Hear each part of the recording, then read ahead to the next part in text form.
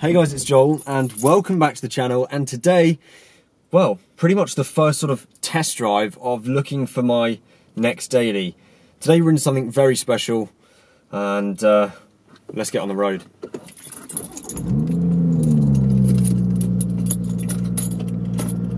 Well, it sounds good even at idle, so I'm very excited to get this on the road. There have been a few modifications done to this car, so I'll let you know about them as we get going. But yes, air conditioning is going to go on. It's quite mild today, but let's hit the road.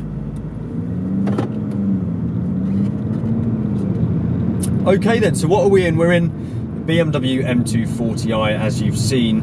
This one belongs to a friend of mine, Ollie, who works at Quicksilver Exhaust, actually a very well-known exhaust manufacturer and fitter that have done lots of YouTubers' cars. Anyway, Ollie has very kindly lent me the keys to his beloved M240i for about an hour or so today, so that I can really just get a feel for it and see if it is a car that I would actually like to own. As we know, I'm looking for a new daily, and I've done a few videos about these new dailies that I'm looking at, and the M240i didn't actually get mentioned, but I realised through research this is a car I'd quite like to own. Anyway, let's just get straight into it, put it in sport mode. You can hear stuff getting a little bit louder, I think, and flick it across into manual because we're coming up to a 60 here. Second gear, lots of pops and bangs. My gosh, okay. It is quick. It is very quick. Wow.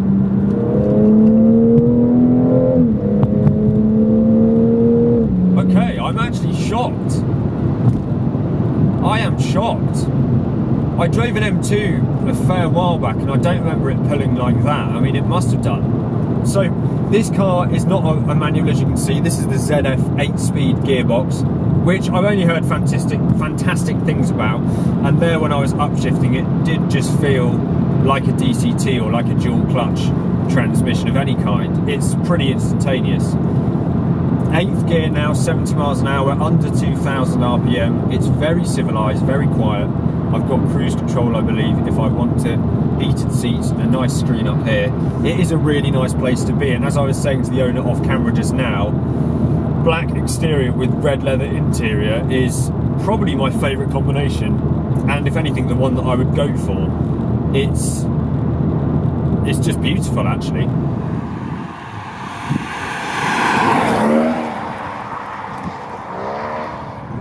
So what can I tell you about this car then? So, to my knowledge, standard these cars, they have the B58 engine, same engine as in the M140i, produces about 335 brake horsepower and around 370 pounds-feet of torque. You can obviously look these figures up and double check them for me, but I think that's about what we're playing with now. This has got a Quicksilver exhaust on it, which adds, according to Ollie, around 15-16 brake horsepower and about 10 pounds-feet of torque. So this is a little bit up on that, slightly closer to the M2 in terms of figures, and it definitely feels it. I've only given it one pull now. This is on a dual carriageway. I'm now going to take it onto a back road where we can sort of experience some handling dynamics and stuff. The car weighs just under 1,500 kilograms, I think, so it's relatively heavy, but it's in a small package, and it does feel small as well. I feel like I'm sitting high up, but you know, I'm used to a two-seater roadster, which is a lot lower. Let's just do some downshifts here. Oh, you can hear it popping and banging. I'm just going to crack a window just a little bit, just to get a sound here. Oh yeah, it's popping and banging nicely. Bloody cyclist in the way. Okay, let's go around her. Ready?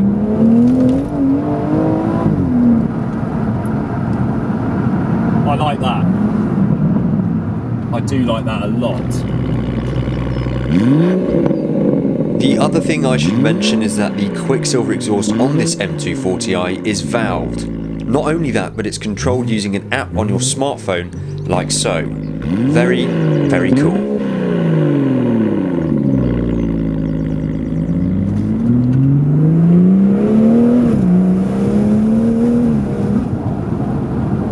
It is plenty fast, man. I mean, obviously, this would be my daily, and it's quicker than my Z4, which would be my weekend car. But like I've said before, the Z4 I've got not because it's fast, it's because of all of the other characteristics. And actually, I'm going down a road I'm very familiar with now, and it is very narrow, and I have to say, this I'm finding easier to thread between vehicles and the edge. It is a very small car, and it feels it as well. It feels smaller than my Z4. So chucked it into Sport Plus now. Sport displays up on the screen there, which shows me my torque and kilowatt power. And I have to say the dials are very nice in front of me, and I love this steering wheel. It's probably my favourite steering wheel of any car I've driven, I suppose. Anyway, things I don't like about the interior. I don't like this silver aluminium style finish. Maybe it is actually aluminium, I'm not too sure. I'm not a massive fan of that, but you know, there's some nasty feeling stuff, but it's really not bad at all. Wow, it's just got torque as well, so much torque.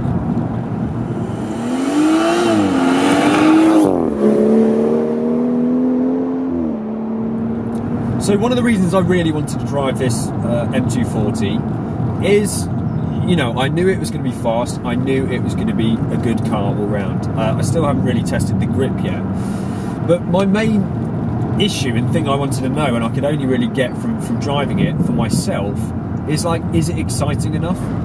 Now, I've got my Z4, which is really exciting, back boxily, you know, all of the rest of it. It's a pretty harsh car to drive, certainly in comparison to this, and it's a lot of fun, and it is a bit of an event.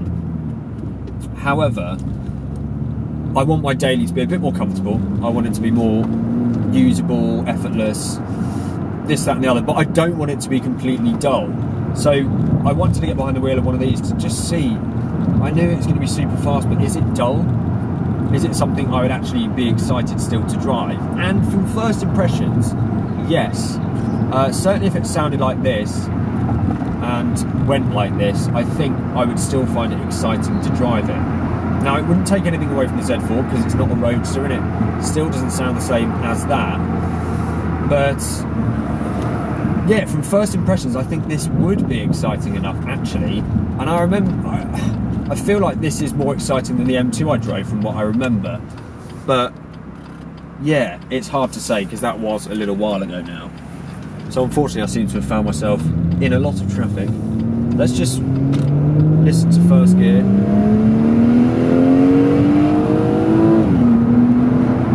In Sport Plus there, you saw that big gear change lurches. The best thing about the power in this car is the torque. It's just, it almost feels like it's not turboed. I mean, yeah, okay, if I'm in fifth now and I plant it, it takes a while for the engine to spool off and the turbos to kick in, as you can see from the torque meter there. But, you know, if you're driving sort of a medium to a high band rev range, it's pretty much instantaneous, and you sometimes forget it's turboed. So that is one thing that makes this a fantastic daily, is that, you know, I can just whack it into drive and the gears will take care of themselves, and if I want power at any point, I've got it. I really like that, and that is the reason I want an auto for my daily. I want it to be more drivable, and unfortunately we're going to be stuck behind some traffic, or are we?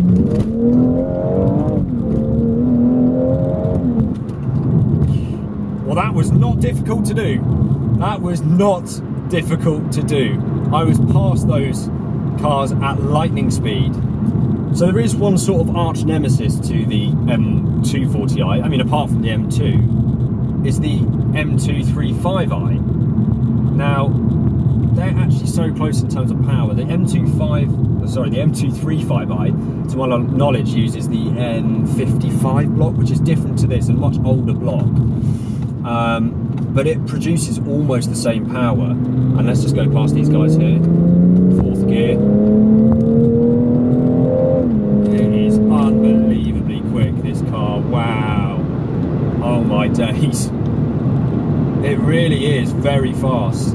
But yeah, the M235i, they're slightly cheaper, so I would actually look at those as well, so I'd have to drive one to compare. So I don't know, I mean, I don't know if the M240i is worth the extra money yet.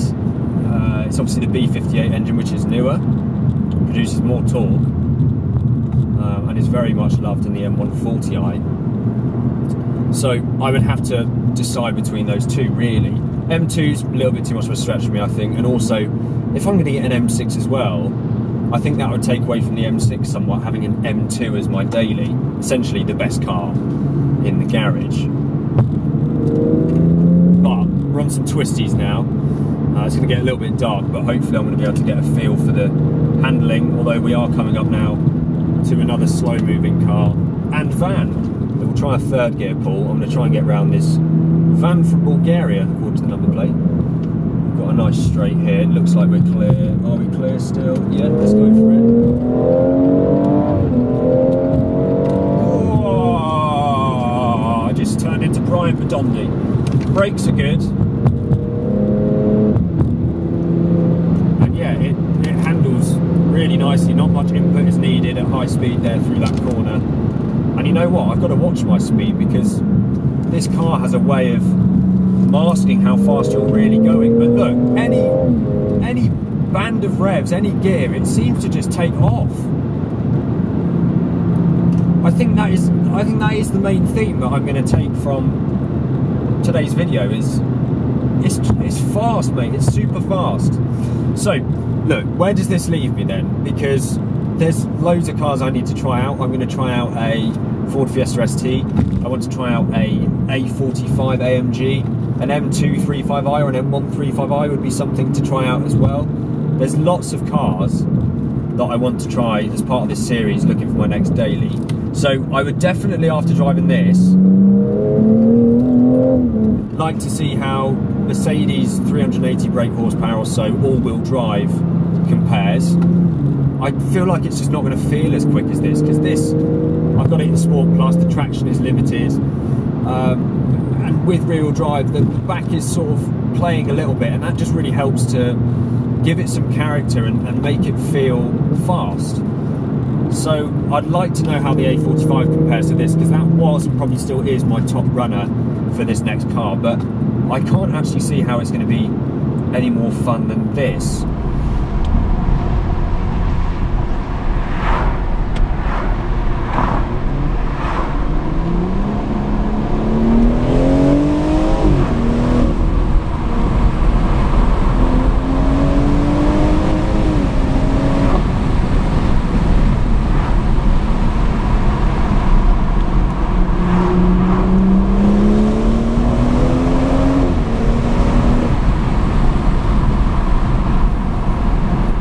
Earlier one than this, with maybe 40,000 miles on the clock, you know, 17, 18 grand. It's a lot of car for the money. These were around 40 new, and you'd be looking at a 2015 to 2017 one maybe, is that right? I think so.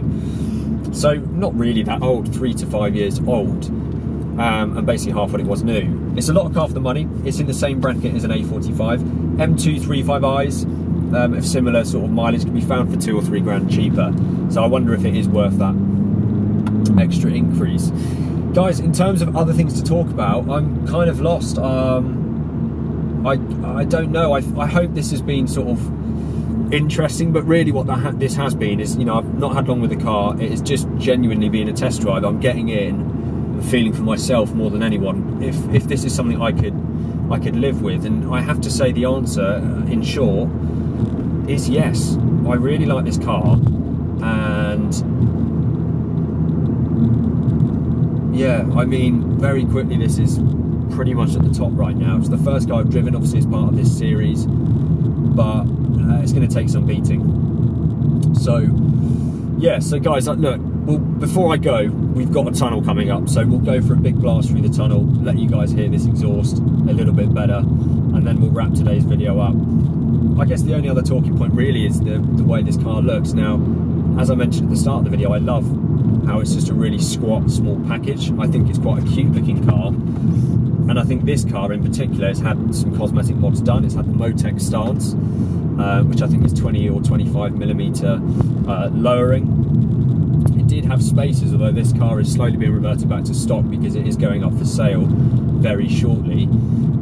This one's on bowler wheels, which actually really suit the car. I think it really helps the sort of to fill the arches and just help the whole overall look of the car. The only thing I don't like is the rear end of these 240i's, the sort of plastic coloured bumper down by the exhaust, but I think that can be very easily rectified. It's just sort of you put one of these next to the M2 and you can't help but think that M2 is just such a more muscular, better looking car. So I guess as another negative, that's the only thing I'd say is just not quite as good looking as the M2, and you might always be thinking, that's the one I should have gone for. But from everything else, from comforts, the way it drives, the way it performs, yeah, it's going to take some beating. And apart from the tunnel run, guys, I can't really think of anything else to say. It's just been superb. So yeah, this is definitely on my shortlist. Definitely on my shortlist. If I can find a nice one in a good spec, I would be highly considering this car. Who's ready for this tunnel run then? Let's do it. Let's slow right down here.